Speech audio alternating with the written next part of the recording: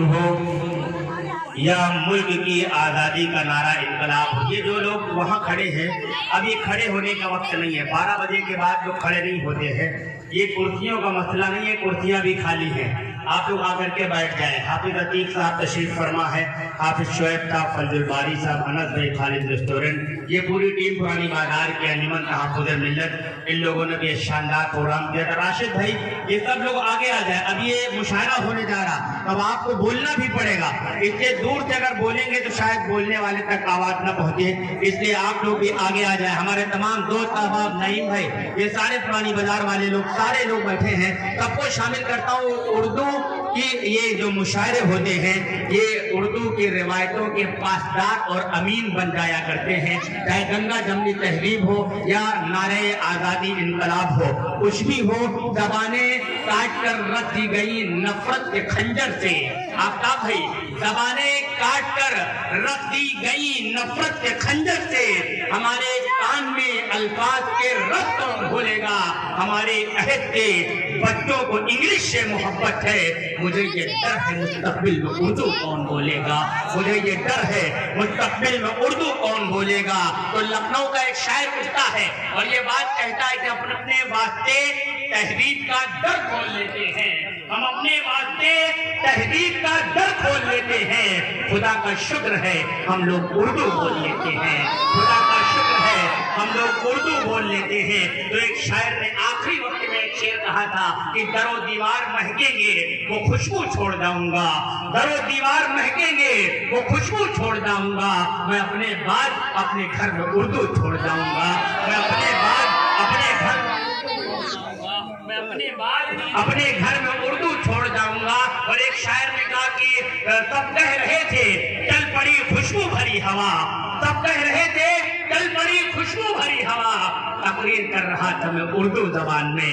सब कह रहे थे चल पड़ी खुशबू भरी हवा, तकरीर कर रहा था मैं उर्दू जबान में, तकरीर कर रहा था मैं उर्दू जबान में। और वही हुई है मुझे बड़ी इंसानियत महसूस, जहाँ जहाँ भी मिले हैं मेरे जबान के लोग। और डॉक्टर नवाज देवबंदी ने कहा था कि मुझे महफूज लगता है मेरा घर, मुझे महफूज लगता है मेरा घर, मेरा बच्चा जब उर्दू बोलता है, मेरा बच्चा जब उर्दू बोलता है, मुझे महफूज लगता है मेरा घर, मेरा बच्चा जब उर्दू बोलता है, मेरा बच्चा जब उर्दू बोलता है। तो उसी के साथ एक शायर ने अपने तमाम तरफ उर्दू की शायरी के हवाले से बहुत सारी बातें कही। तो अभी पार्लियामेंट में या अभी संसद भवन में या अभी असेंबली हाउस में आवाज उठती है कि उर्दू को हम एक रोज मिटा देंगे यहाँ से, उर्दू को हम एक रोज मिटा देंगे यहाँ से।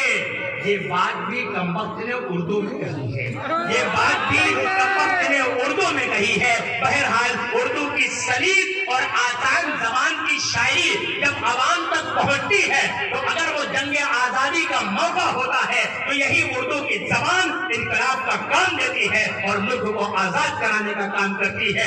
यही उर्दू जबान मुशायरों की रवायतों से आगे बढ़ते हुए उर्दू की पासदारी का काम करती है। आइए हिमालय पर्वत की पहाड़ियों से बहती हुई ये गंगा नदी और बहती हुई नदियां इस इलाके में जाकर समा जाती है। वो इलाका कलकत्ता की सरजमीन कहलाता है और उसी कलकत्ता की सरजमीन से एक शायर अपनी क्लासिकल आवाज और मदहे सहाबा और न जाने कितनी अनगिनत और मुख्तलिफ किस्म की शायरी को अपनी शायरी और जिंदगी का हिस्सा बनाता है और उसके दामन के अंदर खूबसूरत ताज और खूबसूरत नगीने चलते चले जाते हैं। तो पूरे मुल्क की वो मुशायरों की कामयाबी की जमानत बन जाया करता है, जिसे आफ्ताब रहबर कलकत्तवी के नाम से जानते हैं। इस वक्त में उनके मुल्तमिसों हर सफर से ये मदीने का सफर अच्छा लगा, हर सफर से ये मदीने का सफर अच्छा लगा, सारे आलम में मोहम्मद का जिक्र अच्छा लगा। आइए उसी दर की गुलामी की बात की जाए, उसी गुम्बद खदरा की बात की जाए, उसी मदीने की जालियों की बात की जाए। मैं गुजारिश कर रहा हूँ मुल्तमिस हो जिगर नौगामी ने एक शेर कहा था कि किस्मतें नाक रगड़ती है गले अक़दस पर, किस्मतें नाक रगड़ती है गले अक़दस पर, तब कहीं जाके मदीने का सफर होता है, तब कहीं जाके मदीने का सफर होता है। तो एक बात ये भी कही गई, यही सच है मोहब्बत के करीने तक पहुंचती है, यही सच है मोहब्बत के करीने तक पहुंचती है। मेरी आंखें तसव्वुर में मदीने तक पहुंचती हैं, मेरी आंखें तसव्वुर में मदीने तक पहुंचती हैं। आइए उस शायर तक पहुंचता हो जिसका कलाम आपको तसव्वुरात की दुनिया से मदीने की गलियों में टहला देगा। मैं इस वक्त मुल्तवी हूँ, माइक पर इस्तकबाल कीजिए आफ्ताब रहबर कलकत्ता।